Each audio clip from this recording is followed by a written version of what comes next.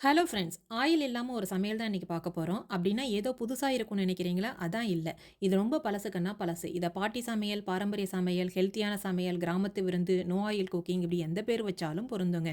Oil சேர்க்காம பண்றதுனால healthy சமையல், மிளகு பூண்டு சேர்க்கறதுனால பாட்டி சமையல், பாரம்பரிய சமையல்னும், கருவாடு சேர்க்கறதுனால புரோட்டீன் ரிச் ஃபுட்டுன்னும் ஆக மொத்தத்துல அட்டகாசமான கருவாட்டு குழம்பு ரெடி. இந்த முளைக்கீரைய நல்லா கிளீன் பண்ணி, வேஸ்ட் எல்லாம் தள்ளிட்டு, இப்டி பொடிசா ஒரே ஈவனா நறுக்கி, மண்ணு போக நல்லா தண்ணீல அலசிட்டு, கொஞ்சம் தண்ணியோட கீரைய மூடி போட்டு, கொஞ்சம் கூட பசுமை மாறாம வேக விடணும்.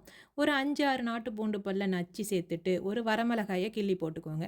கொஞ்சமா கீரைக்கு தேவையான உப்பு மட்டும் சேர்த்து, மத்து வச்சு கடைஞ்சி லாஸ்ட்டா வேக வச்ச பருப்பும், கொஞ்சம் தேங்காயும் சேர்த்தா அட்டகாசமான கீரை மசியல் ரெடி. ஒயிட் ரைஸும், புளிப்பும், காரசாரமான கருவாட்டு குழம்பும், அருமையான கீரை மசியலையும் இப்படி செய்து சாப்பிட்டு பாருங்க.